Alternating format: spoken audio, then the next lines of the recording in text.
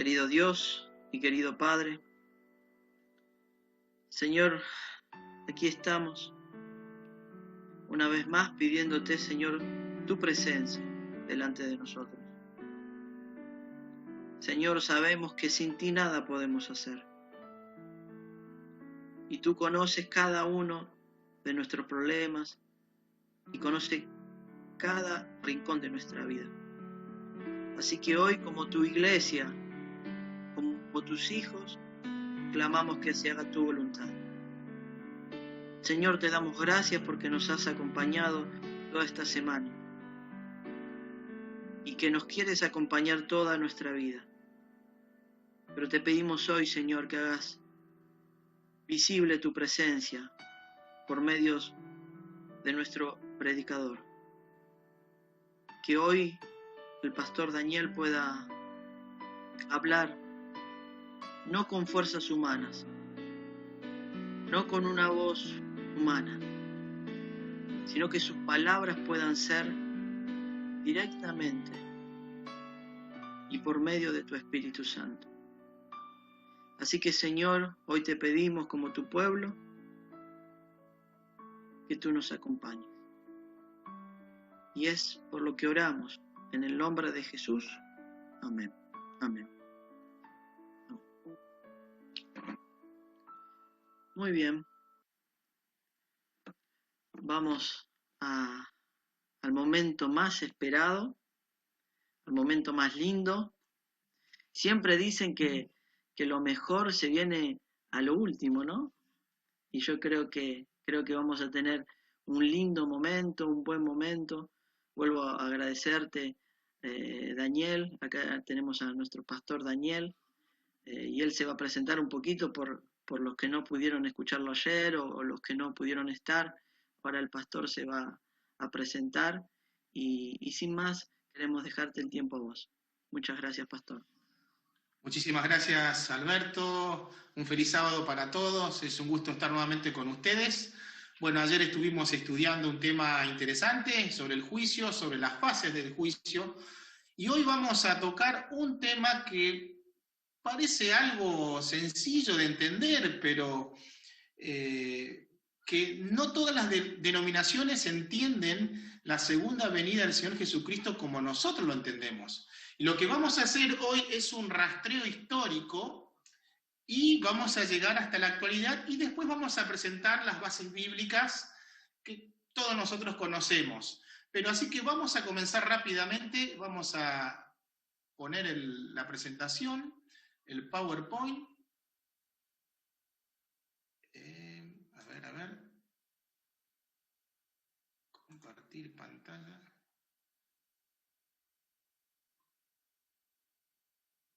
Yes, ahí está.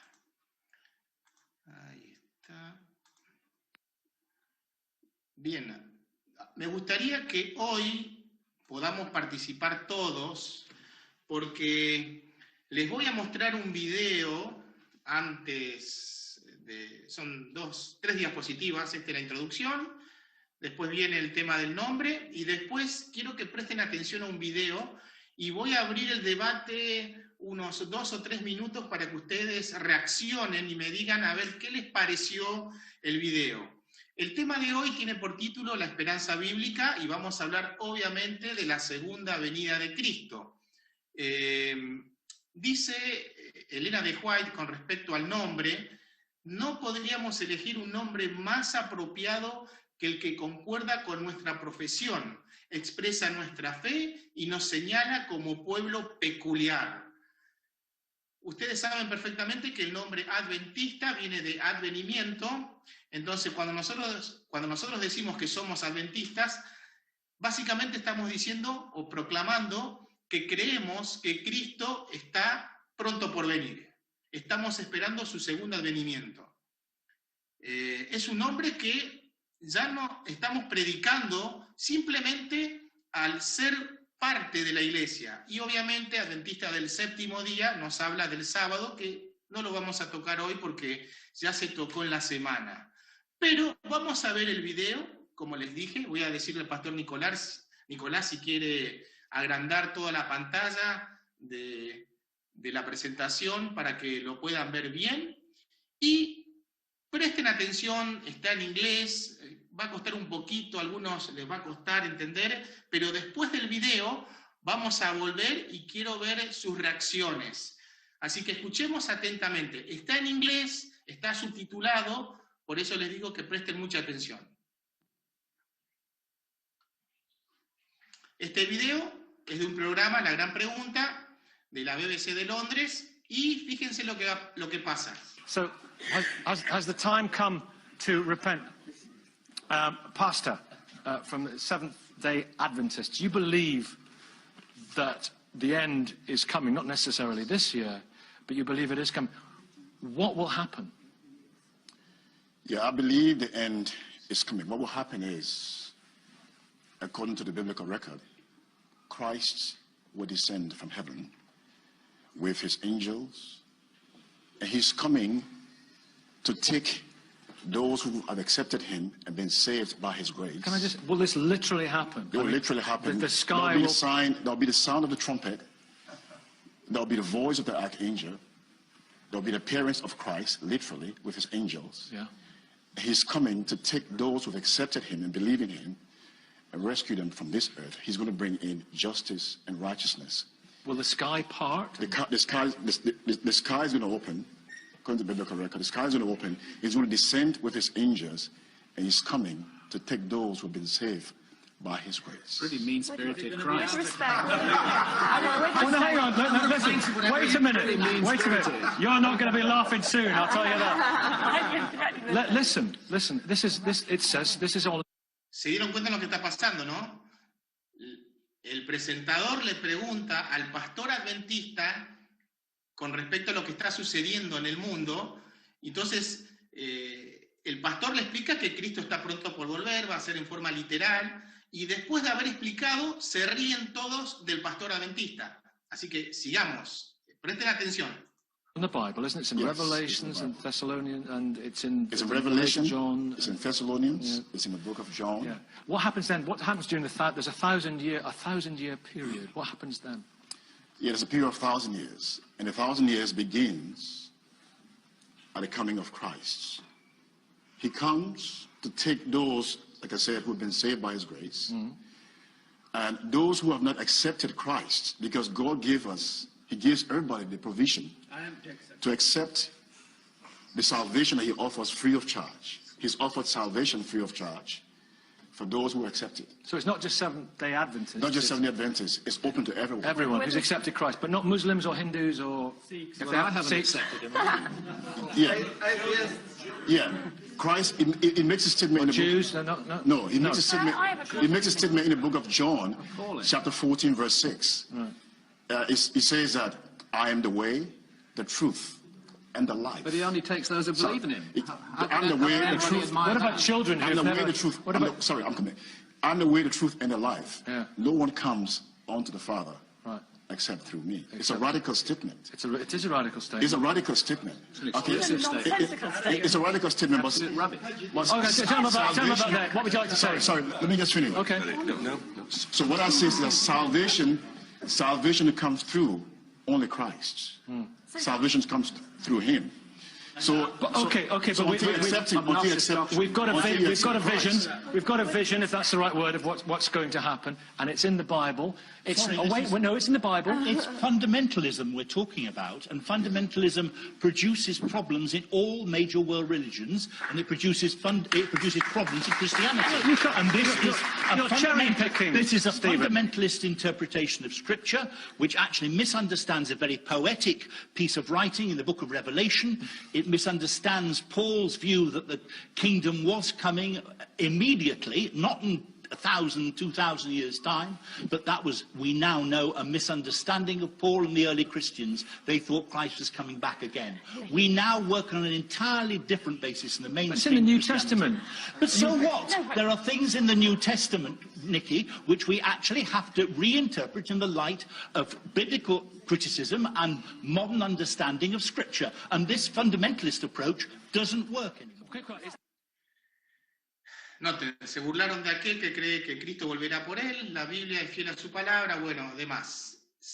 salgo un segundito y me gustaría escuchar sus reacciones. ¿Se entendió lo que estaba pasando o no se entendió? Quiero escuchar a algunos de ustedes que opinen, a ver. Se entendió, se entendió. ¿Qué pasó? Se A ver. comprendió.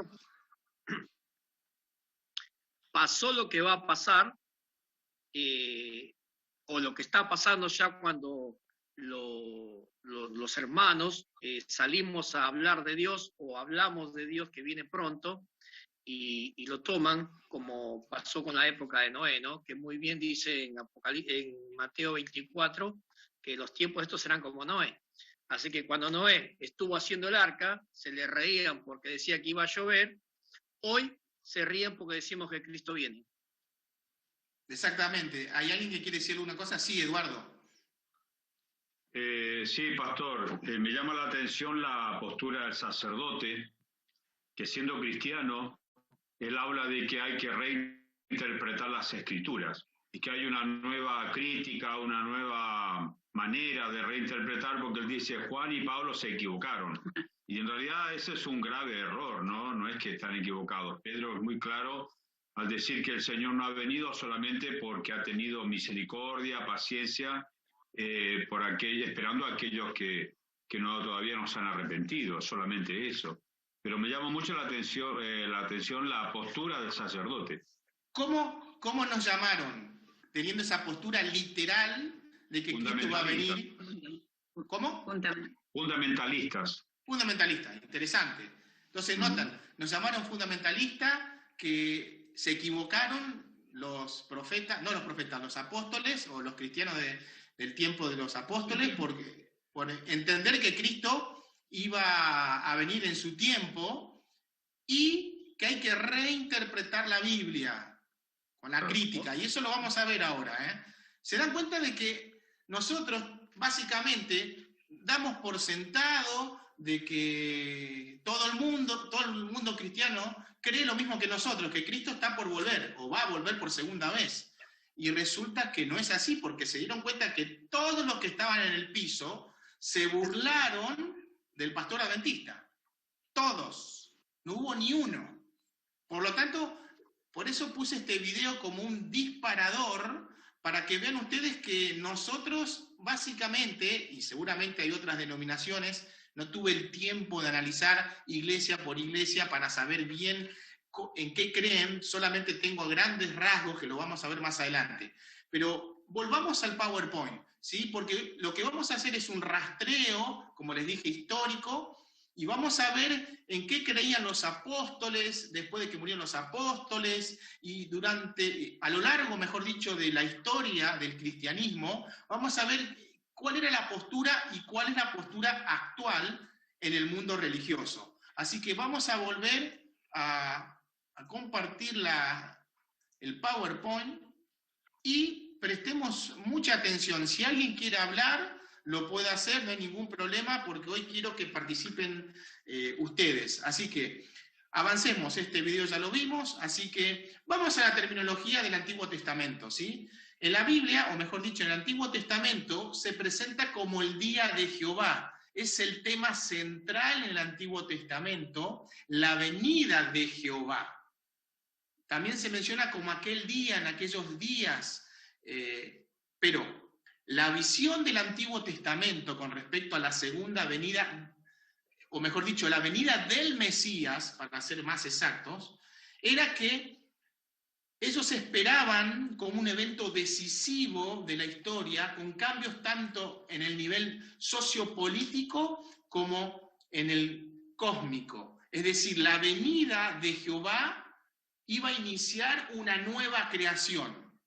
Así lo entendían los judíos, los israelitas, y así se menciona también en la Biblia. Noten que ellos mezclan lo político y lo social.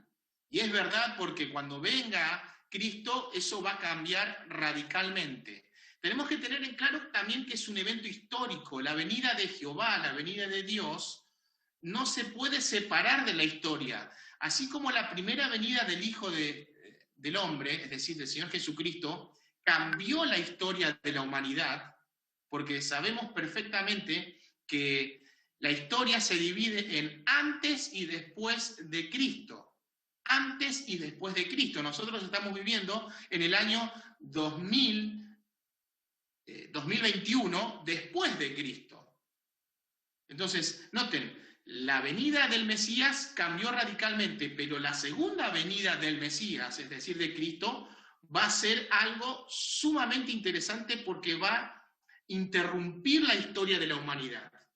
También vemos que Dios viene para librar a sus hijos del yugo del pecado, pero noten algo interesante, hay un contraste. Todos los que esperan la venida del Mesías están esperando ansiosos, pero la otra cara es todas aquellas personas que no lo aceptan, va a ser un día terrible, un día de angustia.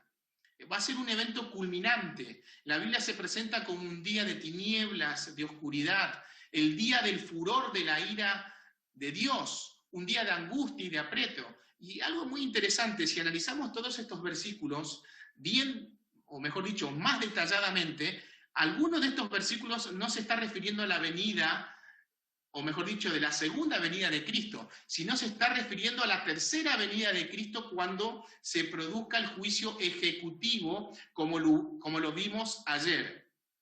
Ahora, la terminología del Nuevo Testamento, hay tres palabras que aparecen en la Biblia, que es la parusía.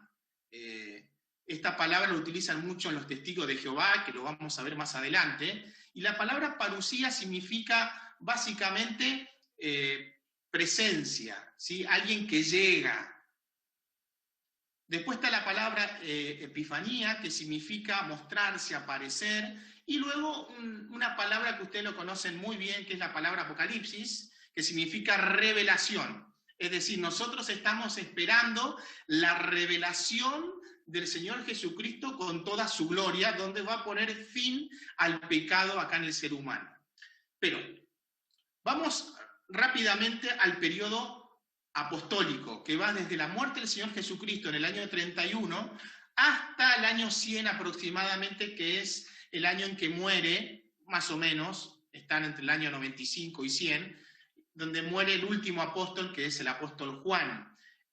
Los historiadores reconocen unánimemente que la esperanza del regreso de Jesús permaneció viva dentro de la iglesia primitiva. Es decir, mientras que los apóstoles estuvieron vivos, se mantuvo latente la esperanza bienaventurada, la segunda venida de Cristo. Pero, escuchen bien, aún en el primer siglo, antes de que muriera Juan, ya había falsos maestros que se infiltraron.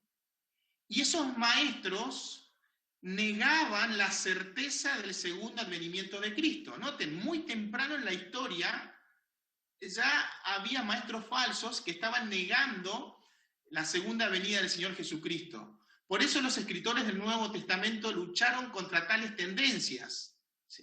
No solamente contra el rechazo de la segunda venida de Jesús, estaban los agnósticos que decían que Cristo no había venido en carne. Por eso, justamente Juan escribe las cartas, primera, segunda y tercera de Juan, contra el gnosticismo. Pero no vamos a hablar de eso. Pero noten, muy temprano en la historia, antes de que murieran todos los apóstoles, ya había un conflicto. Luego llega el periodo anteniceno. ¿Qué significa esto? Es antes del concilio de Nicea, que fue en el año 325. Es interesante que acá hay muchos escritores de esa época, como Clemente de Roma, Ignacio de Antioquía, Policarpo, entre muchos, que mantenían viva esta esperanza. Pero al mismo tiempo, había muchos escritores que ya lo estaban rechazando y lo escribían. ¿Por qué pasó esto? Básicamente porque aceptaron la filosofía griega, y la filosofía griega tenía un caballo de Troya, por así decirlo. Es decir, la filosofía griega enseña que nosotros tenemos un alma inmortal que va al cielo, a un lugar especial, cuando uno muere. Por lo tanto, al aceptar la filosofía griega, aceptaron esta creencia y lentamente la creencia de la segunda venida del Señor Jesucristo pasó a un segundo plano, porque ellos decían, bueno, cuando uno muere, automáticamente va al cielo, a estar con Dios. Entonces, no es necesario mantener viva esta creencia. Orígenes, otro escritor también, espiritualizó los acontecimientos del fin por medio del método alegórico. Él afirmaba que el Señor iba a venir cada día al creyente. Noten que lentamente va cambiando, muy temprano en la historia. Interesante que el concilio de Nicea, en el 325, sostuvo que el Logos divino, es decir, Cristo, vendrá a juzgar a los vivos y a los muertos. Noten, el concilio lo mantenía, decía que Cristo iba a volver, aunque había muchos escritores que ya estaban escribiendo otra cosa. Después del concilio de Nicea hasta la Reforma, que es en el año 1517, después de la muerte de Constantino, para ser más preciso, llegó a sostenerse que el gobierno jerárquico de la Iglesia era en realidad el reino de Cristo en la tierra. Es decir, mientras que la Iglesia gobernaba, ese era el reino de Dios, porque Dios lo estableció así. Pero como empezó a haber luchas políticas y teológicas, otra vez se pierde el foco, se enfocaron en enfrentar luchas teológicas. Luego llega Martín Lutero, la Reforma, y es interesante ver que Lutero, Calvino y casi todos los reformadores creían en el pronto regreso del Señor Jesucristo.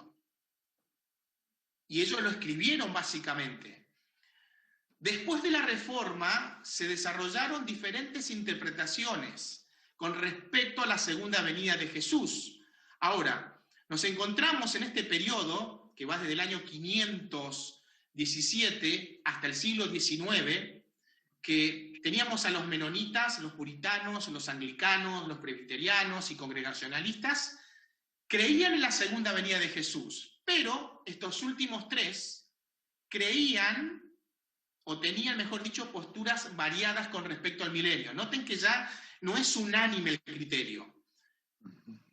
Después de la Reforma, ustedes conocen muy bien, los que ya son más antiguos, que están en la iglesia, Manuel Lacunza, un monje, un sacerdote católico, escribió un libro que se llamaba La venida del Mesías en gloria y majestad. Y él proclamaba el segundo advenimiento del Señor Jesucristo. Después estaba Irving, Wolf y otros más que creían en esta promesa, que Cristo iba a venir literalmente a esta tierra. Pero llegamos a la era moderna. Y estos son pensadores, Karl Barth, Althaus, Brunner, y noten lo que dicen ellos. Ya no tienen un concepto igual a nosotros. Dice, Dios trasciende en el tiempo y su venida ocurre en todos los tiempos. Es extraño este pensamiento, no logro entenderlo del todo, pero noten, dice que la venida de Cristo ocurre en todos los tiempos. Bullman, otro pensador también, dice que el regreso de Cristo ocurre en la proclamación de la esencia del Evangelio, es decir, cuando yo proclamo el Evangelio, Cristo está viniendo. Noten las diferentes posturas que hay con respecto a la segunda venida del Señor Jesucristo. Y ahora quiero detenerme en este cuadro que armé, repito, no es completo, no me dio tiempo de analizar a todas las iglesias, pero básicamente encontré que las denominaciones se dividen de esta manera. Los que creen en la segunda venida de Cristo, y ahora van a ver cuál es la diferencia con respecto a la otra postura, y la segunda venida de Cristo literal. Y uno dice, ¿cómo? ¿Pero no es literal? No. Notaron que recién los pensadores dicen que Cristo viene cuando yo lo acepto a Él o cuando se proclama el Evangelio. Entonces no es lo mismo. Y estas iglesias, la mayoría, no todas, obviamente, están permeados, están influidos por el rapto secreto o por la alta crítica, que ahora lo vamos a explicar, qué es la alta crítica y qué es el rapto secreto. Ahora, la alta crítica, escuchen bien esto, le voy a leer textual para que entiendan. ¿Se acuerdan del video que vimos recién, hace un ratito, que decía que tenemos que hacer una crítica nueva de la Biblia? Bueno, está hablando justamente de este método histórico crítico. Escuchen bien, esta forma de interpretar la Biblia está en casi todas las denominaciones. ¿Y en qué consiste la alta crítica? Es una actitud de escepticismo hacia la Biblia que lleva a rechazar aquellas porciones de las Escrituras que se juzgan incompatibles con los dogmas del iluminismo racionalista, es decir, del pensamiento secular. Recuerden que el pensamiento secular, Dios no existe. Entonces, lo que hace el método histórico crítico o la alta crítica es tratar de interpretar la Biblia a la luz de la ciencia, a la luz de la razón, mejor dicho. Entonces, ¿qué hace la alta crítica? La alta crítica dice esto, bueno, a ver, y hay documentales que se los puedo pasar para que vean ustedes, justamente porque está ese documental que supuestamente es cristiano, está imbuido de esta forma de interpretar la Biblia. Ellos dicen, bueno, a ver, ¿las plagas ocurren en la actualidad? No, no ocurre en la actualidad. Bueno, entonces, lo que le llaman las plagas en la Biblia, o mejor dicho, las 10 plagas de Egipto, para ser más concreto, tiene que haber una explicación científica.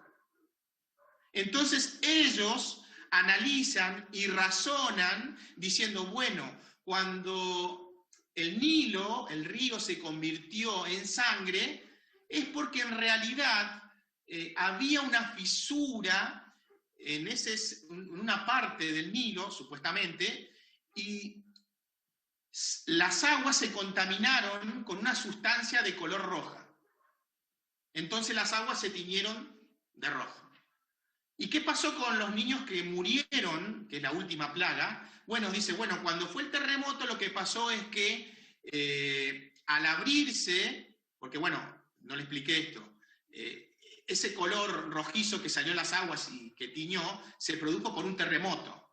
Entonces, ¿cuál es la explicación racional para explicar por qué murieron los niños? Bueno, se liberó un gas y ese gas iba al ras de la tierra.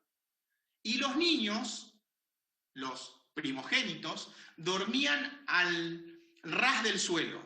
Entonces vino el gas y mató a todos los primogénitos. Noten, lo que está haciendo es tratar de entender a la luz de la razón cómo fueron las plagas. Eso es el método histórico crítico. Este enfoque se ensalza en la razón humana y la experiencia antes que la escritura inspirada como los criterios objetivos y confiables para determinar la verdad. Los de la alta crítica cuestionan, critican, disecan, conjeturan y reconstruyen la palabra inspirada de Dios, despojando así de su poder. Cuando ustedes vieron el video de ese sacerdote que dijo que hay que leer la Biblia con la crítica, se estaba refiriendo a esto. Se estaba refiriendo a esto. Entonces, los milagros de Jesús, bueno, tenemos que explicar racionalmente cómo se produjeron los milagros. Avancemos rápidamente, porque esto nos va a llevar más tiempo. Noten, ahora ya tienen un concepto más o menos que es la alta crítica. Después está el tema del rapto secreto, que es la enseñanza de que Jesucristo va a venir 2 veces a la tierra. Primero, habrá un regreso silencioso, en secreto, el rapto secreto, sin previo aviso, en el cual Él los va a llevar a su pueblo súbitamente al cielo. Van a pasar 7 años, y después de los 7 años, Cristo va a venir por tercera vez a la tierra, pero no solamente Él, sino con su pueblo. Este concepto también es muy popular en todas las otras denominaciones. Acá hay 3 posturas, pero la postura que está casi en todas otras denominaciones, es la última, la post-tribulación, que significa que comienza la tribulación, 7 años después vuelve el Señor Jesucristo, o mejor dicho, vuelvo para atrás. Comienza la tribulación. ¿Cuándo comienza la tribulación? Cuando el pueblo de Dios es raptado. Pasa 7 años y vuelve el Señor Jesucristo con su pueblo acá a la tierra y comienza el reinado de los 1000 años. Esa es la creencia del rapto secreto. Está la pretribulación y la otra tribulación que no vienen al caso, nos vamos a analizar ahora. Ahora, noten, volvamos a este cuadro. Bajo esta perspectiva del rapto secreto, o la alta crítica, tenemos que analizar, sí, los bautistas creen en la segunda venida de Cristo, pero ¿cómo? ¿A través del rapto secreto o de la alta crítica?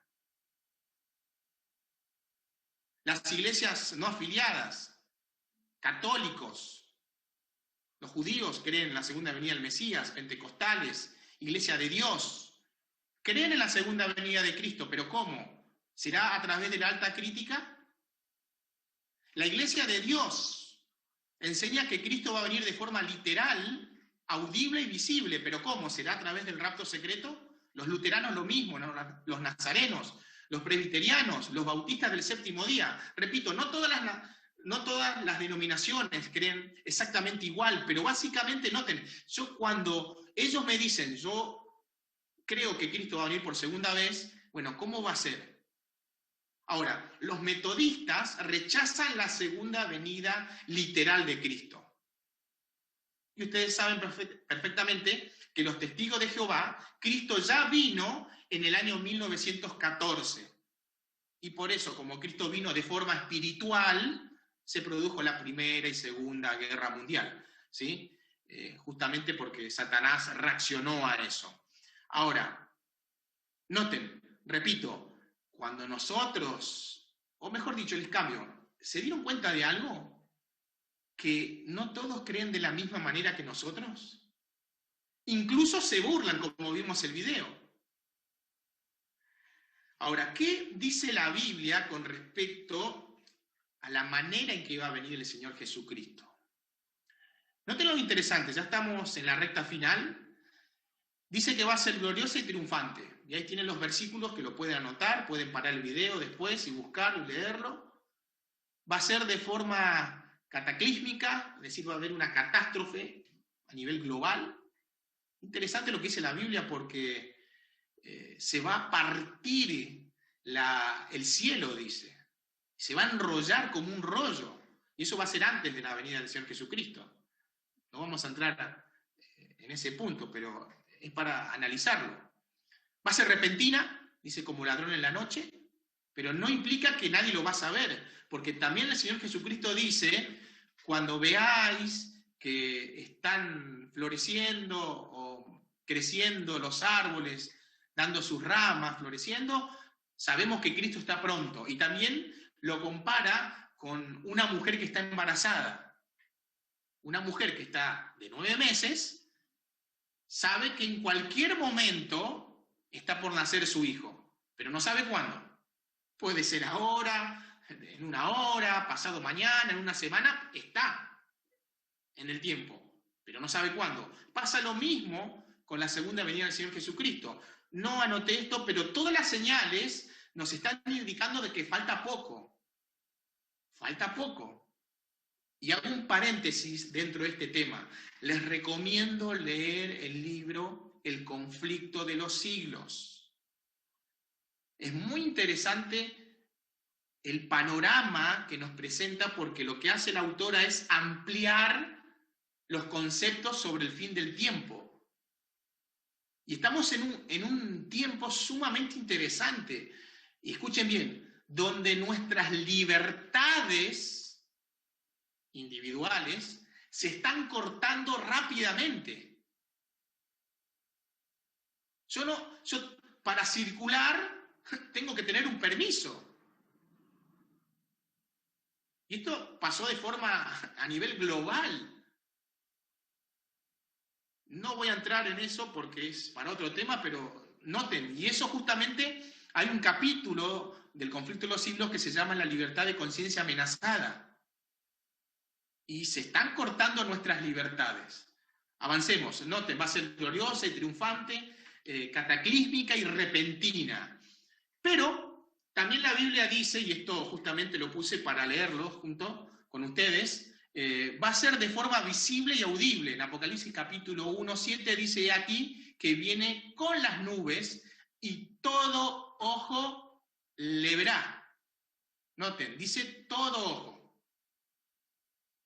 Después en 1 Tesalonicenses 4:16 va a ser de forma audible. Noten, va a ser de forma visible y va a ser de forma audible, porque el Señor mismo, con voz de mando, con voz de arcángel y con trompeta de Dios, pregunta, ¿escucharon alguna vez alguna trompeta que no suene? Porque según los testigos de Jehová dice que Dios vino de forma espiritual, pero según este texto yo leo que va a venir con voz de trompeta. La trompeta suena y se escucha. Entonces, noten, va a ser de forma visible, audible, va a ser personal y literal. Y este texto es sumamente importante, porque demuestra básicamente de que así como Cristo ascendió a las nubes, miren lo que dice el texto, los cuales también le dijeron, los ángeles que estaban justamente al lado de los discípulos, varones galileos, ¿por qué estáis mirando al cielo? Este mismo Jesús, que ha sido tomado de vosotros al cielo, así vendrá como le habéis visto ir al cielo. Pregunta, ¿se desapareció el Señor Jesucristo? ¿Se hizo invisible? No. Noten que los ángeles están diciendo a los discípulos, así como lo están viendo, va a volver. Todo ojo lo va a ver. Y para ir terminando, y acá en Tito 2:13, aguardando la esperanza bienaventurada y la manifestación gloriosa de nuestro gran Dios y Salvador Jesucristo. Les hago una pregunta, mis queridos amigos y hermanos. ¿Estamos aguardando la segunda venida del Señor Jesucristo? Noten que dice bienaventurada, feliz, dichosa la manifestación del Señor Jesucristo. ¿Estamos haciendo los arreglos necesarios para ese gran día? Note que dice, aguardando la esperanza bienaventurada, feliz, dichosa, gozosa. ¿Por qué? Porque se termina el pecado, se termina el dolor, el sufrimiento. No hay más lágrimas. ¿Lo estamos esperando? ¿Estamos anhelando? Saben, hermanos, a veces veo noticias que son tristes. Gente que sufren, que son maltratadas, que son muertas. Gente que pasa hambre. Hambre de verdad. Si esa persona es creyente, les hago una consulta. ¿Qué piensan ustedes? ¿Que están esperando con anhelo que venga el Señor Jesucristo para que terminen de sufrir? Por supuesto que sí. Quiero que el Señor Jesucristo venga ahora. Por eso es una esperanza bienaventurada. Pero también dice en 1 de Juan 3:3, y todo aquel que tiene esta esperanza en Él, se purifica a sí mismo como Él es puro. ¿Te estás purificando? ¿Te estás limpiando? ¿Estás anhelando que venga el Señor Jesucristo?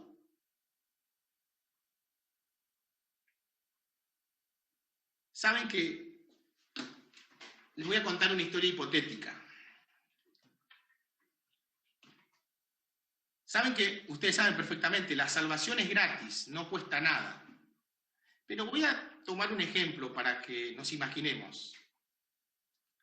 Ayer vimos que nosotros somos, al aceptar a Jesús, somos ciudadanos de la patria celestial. Tenemos derecho a entrar al cielo, al aceptar a Jesús como nuestro Salvador. Ahora, quiero que se imaginen que llega uno de los hombres más ricos del planeta. Imaginemos que estamos en la iglesia, todos reunidos, todos los que estamos acá viendo a través de Zoom, a través de YouTube, y viene este hombre, se sienta, le gustó el sermón y dice, tengo un regalo para todos. Tengo acá en mis manos pasajes gratis para ir un mes. Todo pago en un crucero en el Caribe. Lo único que tienen que hacer es ir a mi oficina y pedir los boletos. Pregunta, ¿solamente haciendo eso puedo viajar? No, lo que tengo que hacer es, primero, ¿es verdad lo que me está diciendo? Es aceptar lo que me está diciendo. Lo acepto. Pero no solamente queda eso. Yo después tengo que ir a buscar el pasaje, tomarlo, aceptarlo, hacerlo mío el pasaje. Pero no termina ahí. ¿Qué más necesito yo? Necesito llevar ropa adecuada para ese lugar. Necesito arreglar mi pasaporte, porque yo no puedo ir a otra parte del mundo sin mi pasaporte. Yo no puedo ir con mi misma ropa a un lugar, supongamos, está haciendo frío ahora, no puedo ir con abrigo y con toda la remera o ropa térmica a ese lugar porque hace más de 30 grados. Entonces yo necesito ir con ropa adecuada. Necesito arreglar mi pasaporte. Si está vencido, tengo que sacar el pasaporte. Si no, en otras palabras, me tengo que preparar para ir al crucero. Pasa lo mismo en la vida espiritual. La salvación es gratis, no cuesta nada, pero tengo que aceptarlo. Es gratis, no cuesta nada. ¿En serio que es gratis? Sí, no cuesta nada. Acá está el pasaje. Lo único que tienes que hacer es tomarlo. Pero después me tengo que preparar para ir al cielo. Hay cosas que tengo que eliminar de mi vida. Por eso el texto dice, todo aquel que se purifica, me tengo que limpiar.